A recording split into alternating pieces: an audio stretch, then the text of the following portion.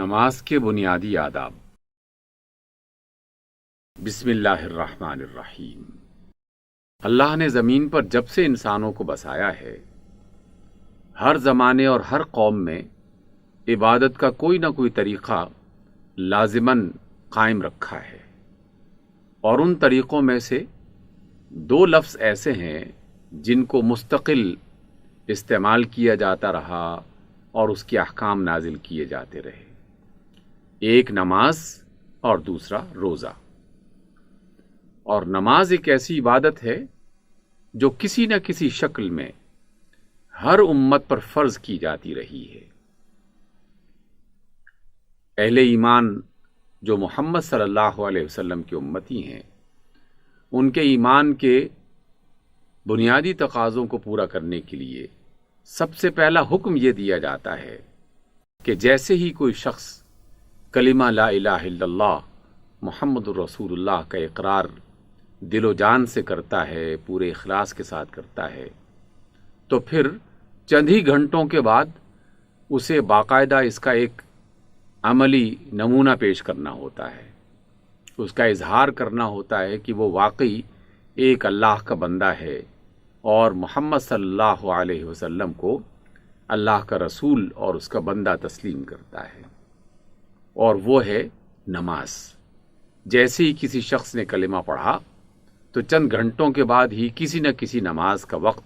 شروع ہو جائے گا، اور جیسے ہی وہ وقت شروع ہوگا تو اس مسلمان مرد اور عورت کو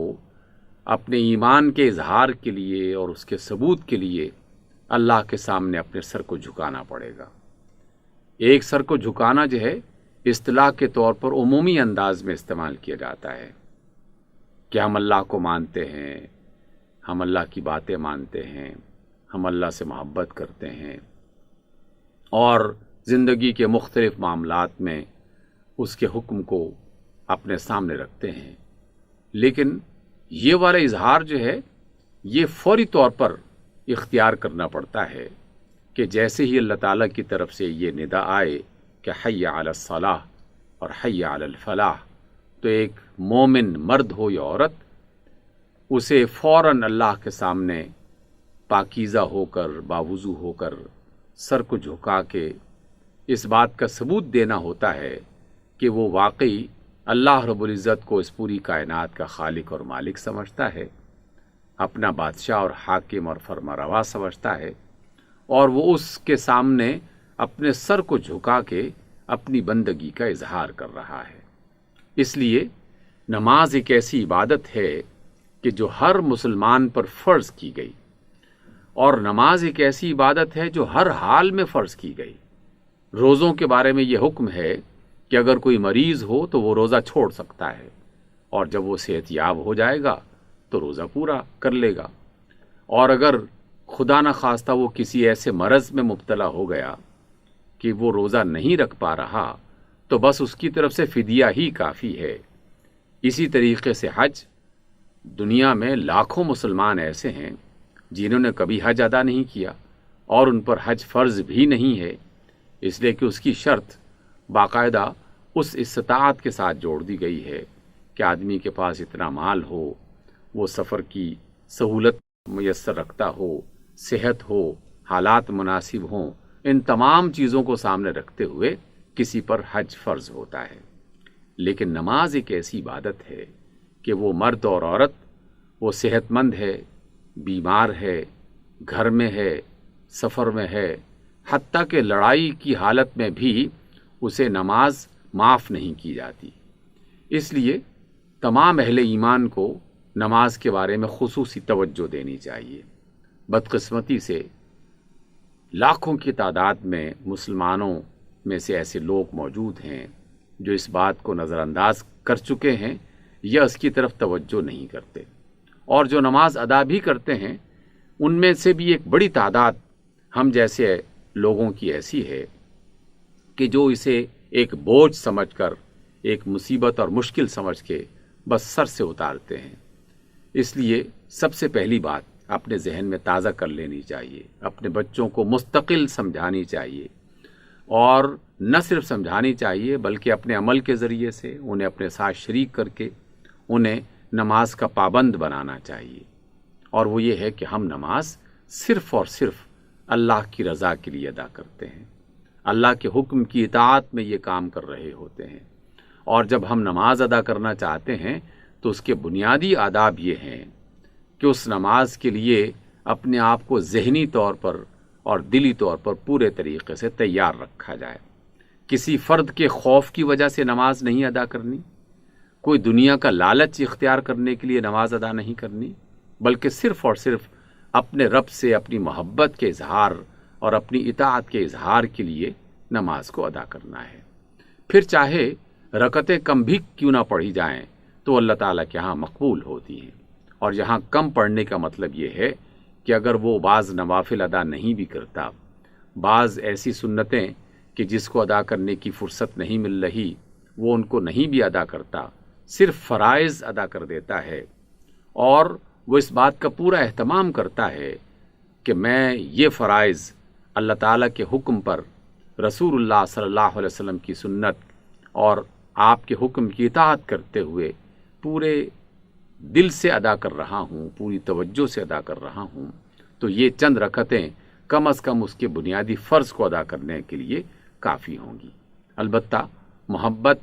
اور چاہت کے جو انداز ہیں اس میں جتنا اضافہ کیا جائے، اس کو جتنا بہتر بنایا جائے، اس کی کوئی حد نہیں ہے، لیکن کم از کم جب ہم نماز پڑھتے ہیں اور اس کے جو بنیادی فرائض ہیں ان کا تو ہمیں لازماً خیال رکھنا چاہیے۔ اس لیے سیدنا علی علیہ السلام کے بارے میں یہ بات معروف ہے کہ جب بھی وہ وضو کیا کرتے تھے تو اکثر اوقات ان کے چہرے کا رنگ بدل جاتا تھا۔ لوگ اگر کبھی پوچھتے کہ آپ کو کیا ہو گیا ہے تو وہ فرماتے، کیا تمہیں اندازہ نہیں ہے کہ میں کس عظیم الشان ہستی کے سامنے کھڑا ہونے کے لیے جا رہا ہوں، جس پوری کائنات کا مالک ہے اور جو پورا با اختیار ہے اور میری ہر چیز کا وہ مالک ہے، تو میں اس کے سامنے کھڑا ہونے جا رہا ہوں۔ اس لیے اس توجہ کے ساتھ جو شخص نماز ادا کرے گا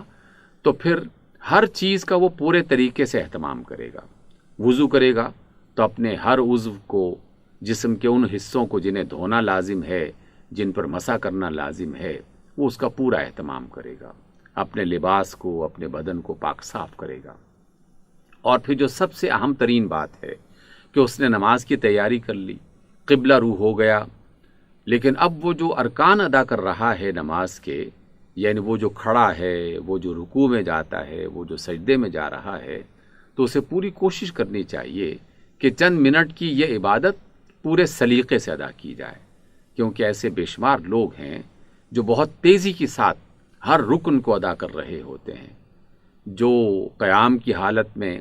قرآن مجید کی تلاوت کی جاتی ہے وہ بھی اس قدر تیزی کے ساتھ کی جاتی ہے کہ خود پڑھنے والے کو کچھ پتہ نہیں چل رہا ہوتا کہ وہ کیا پڑھ رہا ہے،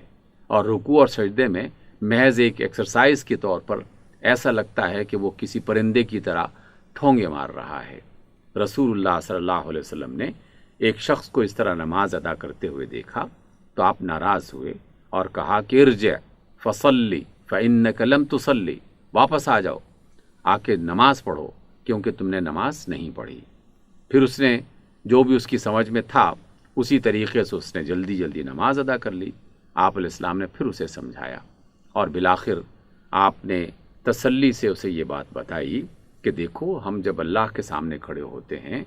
تو اللہ تعالیٰ کی اس عبادت کو خصوصی طور پر توجہ سے ادا کرنا چاہیے۔ جب آپ کھڑے ہوں تو بالکل سیدھے کھڑے ہوں، اور اس میں یہ نہ ہو کہ کبھی سر کھجا رہے ہیں، کبھی داڑھی کے بال نوچ رہے ہیں، یا کبھی کپڑے درست کر رہے ہیں، یا کبھی دائیں بائیں دیکھ رہے ہیں، کبھی ایک ٹانگ پہ کھڑے ہو رہے ہیں، کبھی دوسری ٹانگ پہ کھڑے ہو رہے ہیں۔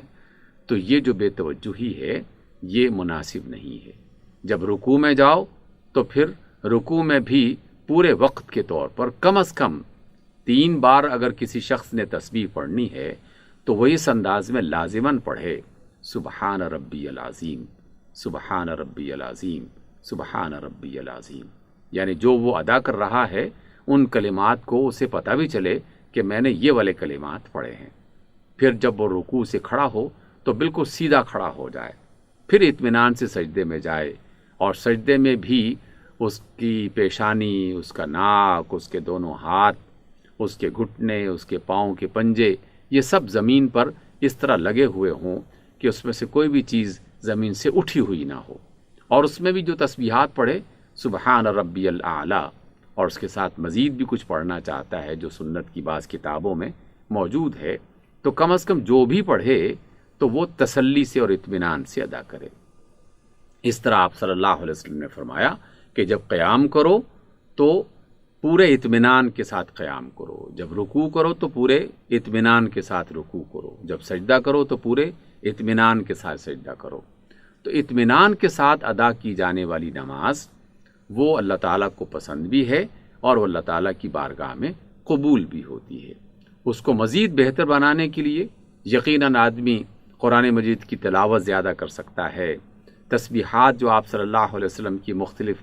احادیث میں ملتی ہیں، آپ کی سنتوں سے پتہ چلتی ہیں، ان میں اضافہ کر سکتا ہے، پھر اس کے بعد سنتیں ادا کرے، پھر اس کے بعد نوافل ادا کرے، جتنا وقت اور جتنی انسان کے پاس صلاحیت ہو، لیکن کم از کم فرائض کی ادا کرنے میں کسی بھی قسم کی کوتاہی نہیں ہونی چاہیے۔ اگر کوئی شخص بیمار ہے، بیماری کے عالم میں بھی اگر وہ کھڑا ہو کے ادا نہیں کر سکتا نماز تو بیٹھ کے ادا کرے گا، بیٹھ کے ادا نہیں کر سکتا تو لیٹ کے ادا کرے گا، لیٹنے میں بھی اسے حرکت کرنے میں پریشانی ہو رہی ہے تو محض اشاروں سے نماز ادا کرے گا۔ حالت جنگ ہے، دشمن کی گولیاں چل رہی ہیں اور کسی بھی لمحے موت کا سامنا ہو سکتا ہے، لیکن اس موقع پر بھی اللہ تعالیٰ کا حکم ہے کہ مسلمان جماعت کی شکل میں گروہوں میں اپنے آپ کو تقسیم کر لے۔ ایک گروہ دشمن کو جو ہے وہ باقاعدہ اس کے مقابلے میں ڈٹا رہے، اس کا مقابلہ کرتا رہے، اور دوسرا گروہ نماز ادا کر لے، اور پھر اس طریقے سے پہلا گروہ واپس آ جائے اور جس نے نماز ادا کر لی ہے وہ دشمن کے مقابلے میں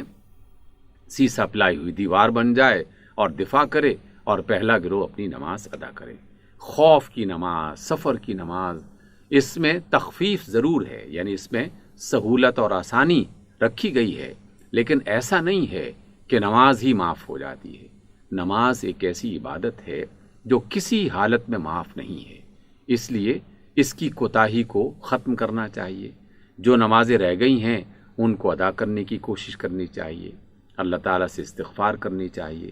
لیکن جو بھی نماز ادا کریں یقیناً وہ اللہ کی رضا کے لیے ہو